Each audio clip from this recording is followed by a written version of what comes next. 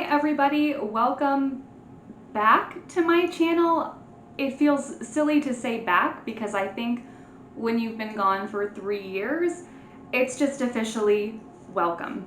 Welcome to my channel.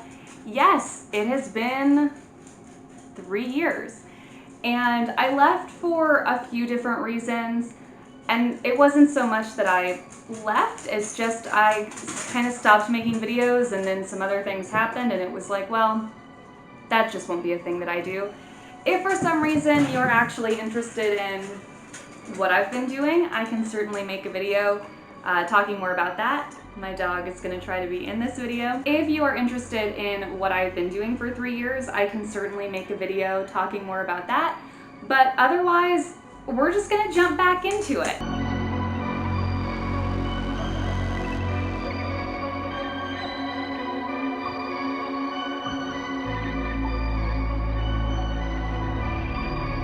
So I have been on a little bit of, sorry, my dog is very much wanting to be a part of this.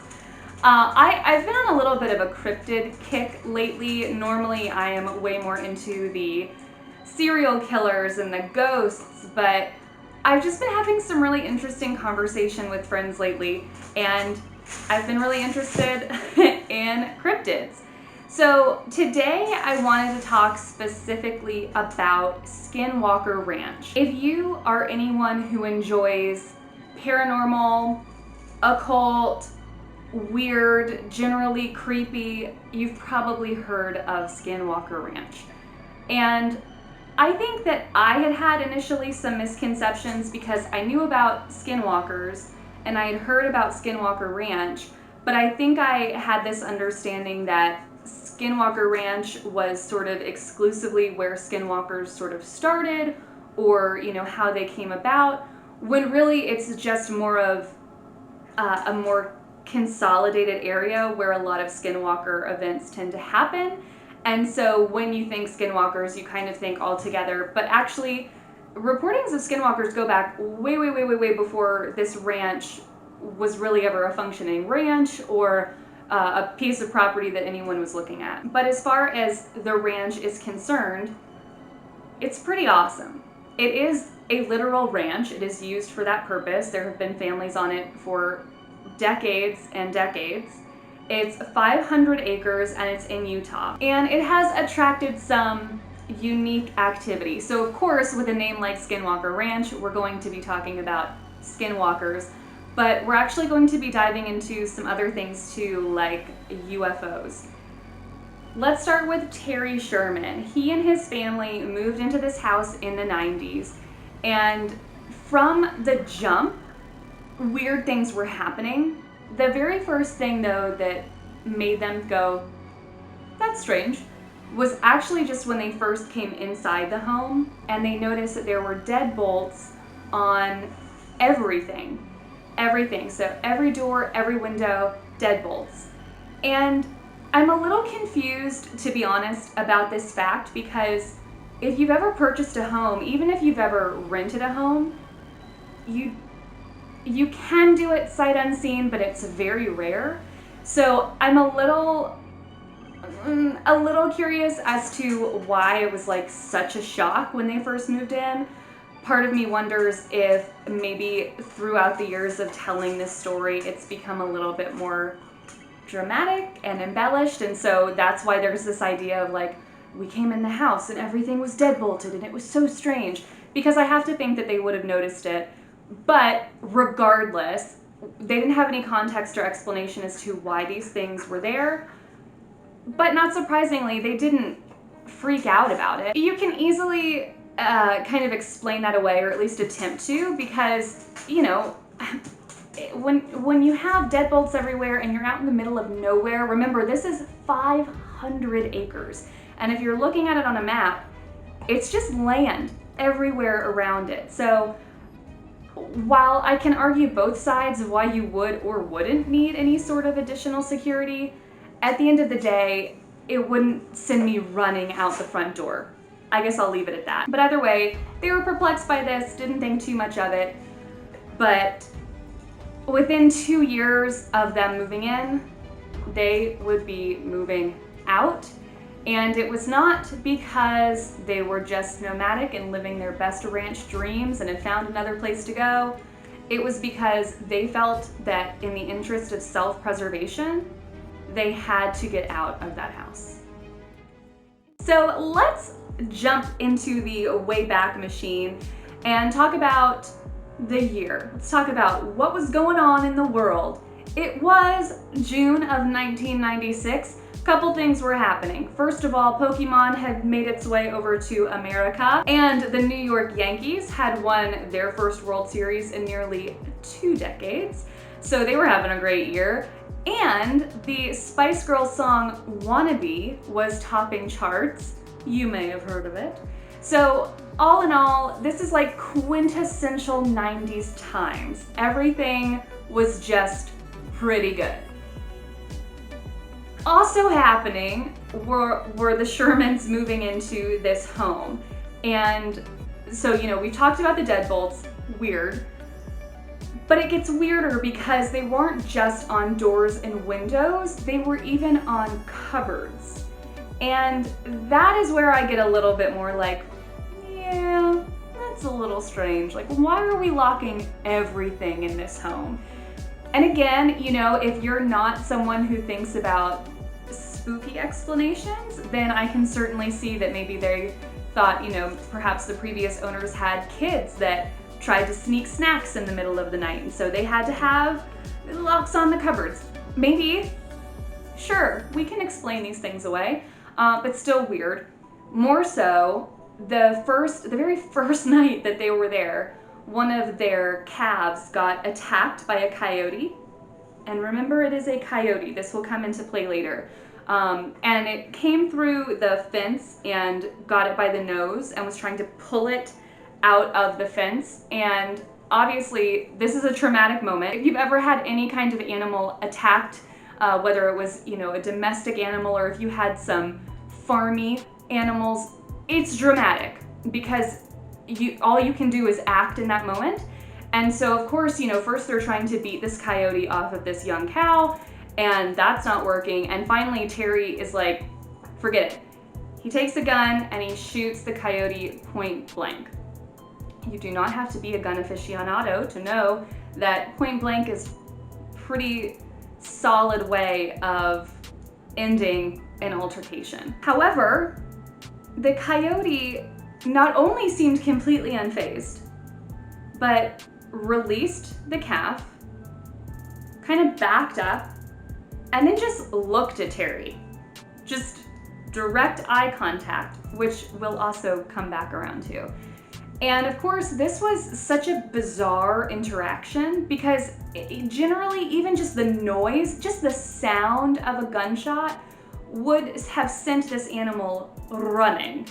But instead, he just is like daring Terry to do something. And finally, he, I guess, gets bored with this standoff and disappears into the emptiness. Terry is so just completely baffled by what has just happened that he follows the animal, as I think most of us would have, because all thoughts of danger would probably be gone at that point. You would be like, what is happening? Did we just have some sort of weird human-animal connection? So he follows him, and he's following the tracks, and then the tracks just disappeared. Totally gone. It wasn't like, this coyote went up a tree or something. They were there and then they weren't. So this is happening. The other thing that they're noticing is that on both ends of the house, there are these very heavy metal stakes and iron chains.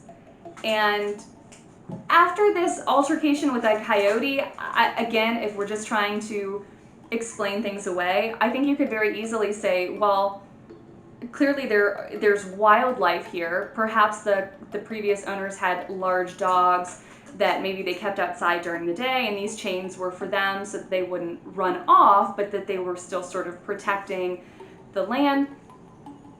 You get it. If you're trying to kind of argue, well, maybe that's not weird, you could do it.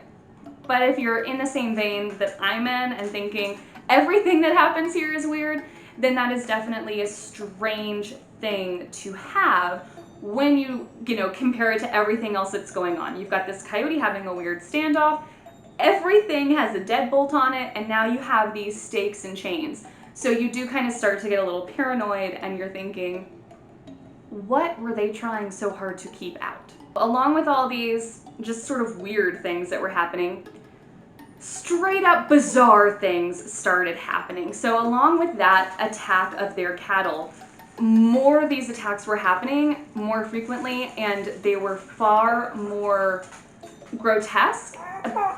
Yes, they were very upsetting, Radley. They were far more grotesque, but they were very bizarre, because generally if a predator, like a coyote for instance, is going to attack an animal, it's going to eat most of it. It's going to drag the carcass away, or, you know, only leave gored elements of it. You get the idea. But what was happening were their cattle, their livestock, would be murdered in the night, but their bodies were there. They were completely drained of all of their blood. I lose any sort of argument here of trying to explain that away. I really have nothing, I mean, unless we're gonna get into, like, I don't know, giant mosquitoes, because I don't know what would drain an animal of their blood. I also don't know why.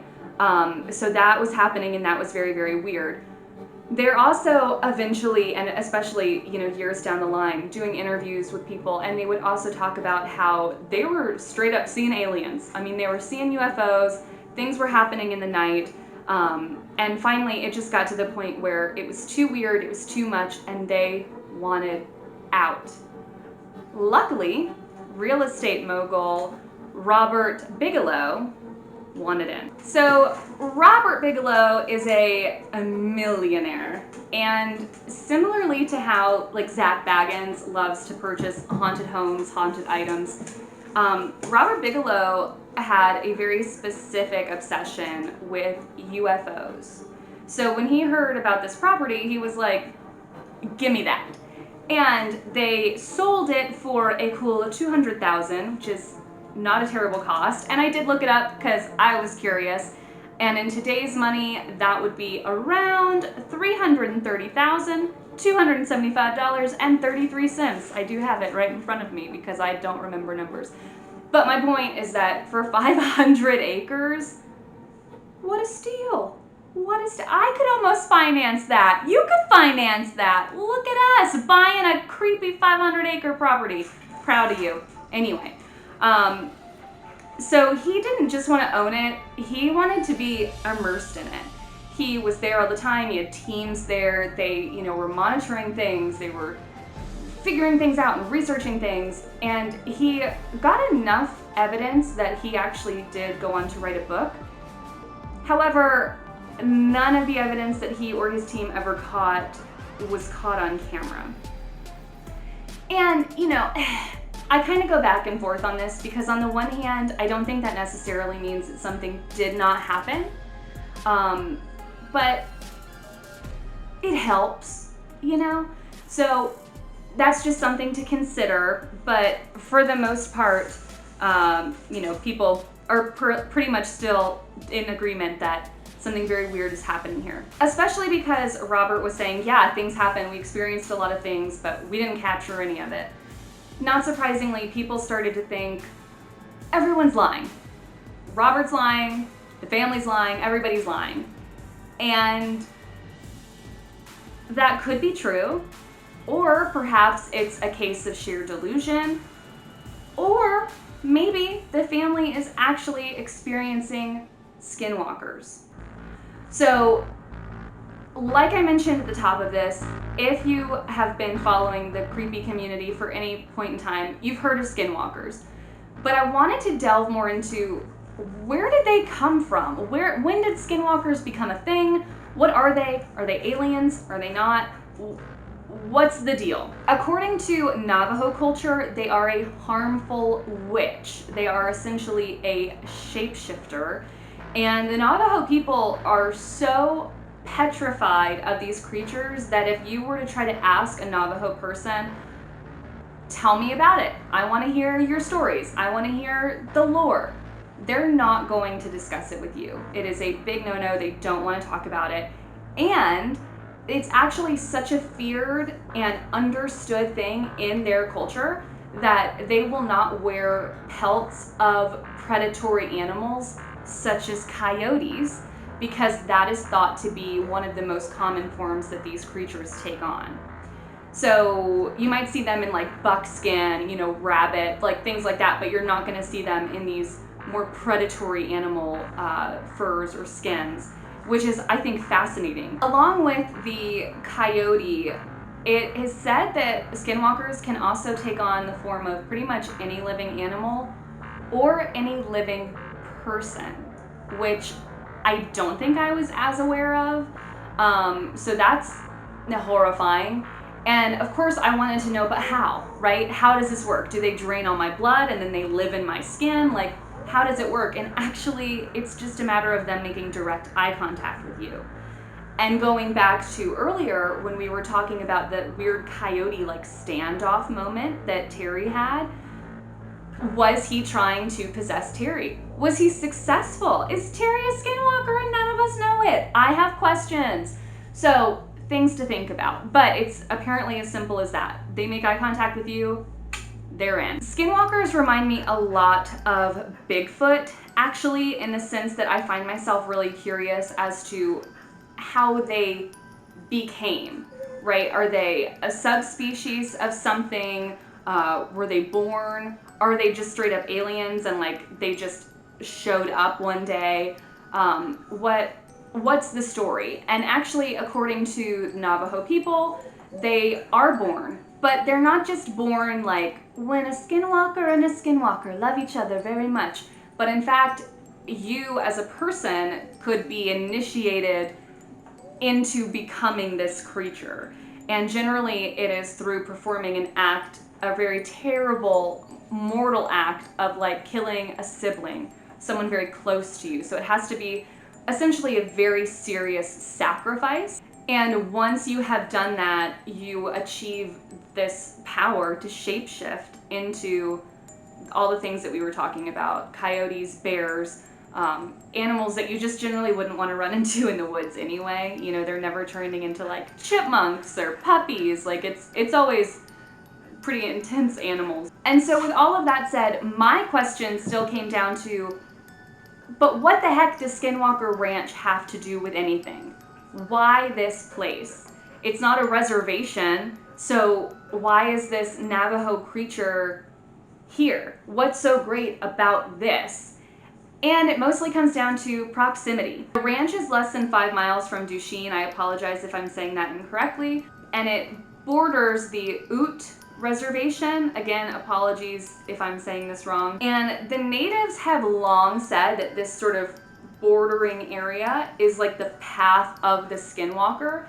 And so it is strictly off limits. Like, they're not going to be taking a leisurely walk out that way by any means. They fear that area. And as far as the ranch itself, like that specific property and not just the area around it, the Navajo people think that skinwalkers don't necessarily live on it. They're not like setting up camps there, but that they are in the dark caves around it. So again, Skinwalker Ranch is more like drop a pin on the map and then circle, and that area around it is where all the scary, crazy stuff is.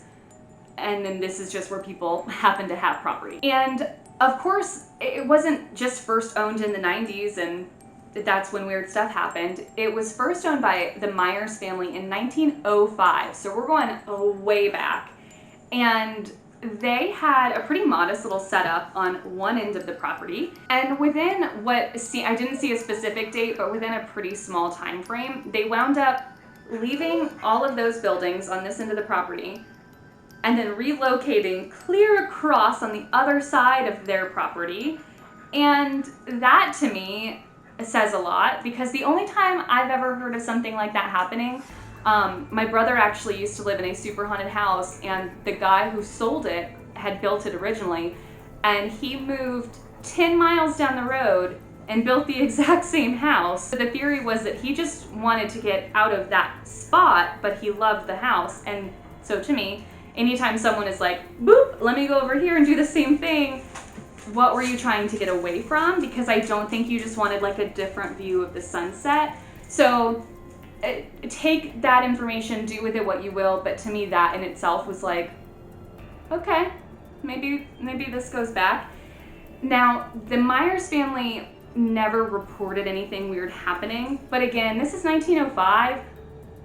What are you gonna do, tweet about it? So it doesn't surprise me that maybe things weren't, we don't have record of them saying, there's some weird stuff went down last night. That doesn't necessarily negate this information to me, but it did stay in the family until the late 80s, so around 1987. And when that family purchased it, they also didn't report anything weird happening, but their neighbors did. Because remember, there are people around here. And so their neighbors were saying weird things were happening. Their neighbors were reporting UFOs. And digging back even further, the first record of UFOs in this specific area dates way, way, way back to the 1700s. Woo! Explorers in search of the Spanish Trail were setting up camps as they went, and they were in that specific proximity, and they reported seeing strange flashing lights in the sky above their campfires at night. I find that especially thrilling because in the 1700s, it's not like you can say, oh, well, it was some military testing, aircraft or whatever. It was just a plane, or it was a blimp and you looked at it wrong, or it was a shooting star. Like, you have a very non-polluted space. I'm just saying, I find that pretty darn interesting. And as far as these cattle mutilations went, they continued, and they weren't just a matter of blood being drained from the cattle. Some of them even were found with like perfect holes in their eyes. And I mean, not to get like super gross, I'm not trying to get demonetized, but like, even if you had a vulture come and like peck at an eye, you're not going to get a perfect circle. You would just get a very messy, upsetting scene. So the holes in the eyeballs, perfect holes in the skull, just very bizarre stuff. And again, the fact that every time the actual body of the animal was still there, but the blood was gone, it just doesn't make a lot of sense in terms of how predators would typically treat their prey. So I don't know. And I don't know is how I'm gonna end this, because like I said, I know skinwalkers are not a new topic. I know that there are certainly no shortage of videos or subreddits or podcasts, but I just wanted to hop on here and talk about Skinwalker Ranch and just some more of the detail around it, the timeline, the why. And I would love to know what you guys think. So do you think that skinwalkers are aliens? Do you think that skinwalkers are a whole other beast entirely? Tell me, do you think that they're real at all? What is your explanation for the things that happen in this area? I would love to know. And like I said, I am on a bit of a cryptid kick. So the next video, we are going to delve into one of the most popular cryptids. But I would love to know what you guys want me to talk about, because I guess I'm back. I think I'm here. If you watched this, awesome. Thank you so much. If you didn't, then I guess I'm not saying anything to you right now because you're not here. But either way, I look forward to making some new videos, and I hope that you find them interesting. And until next time, stay spooky.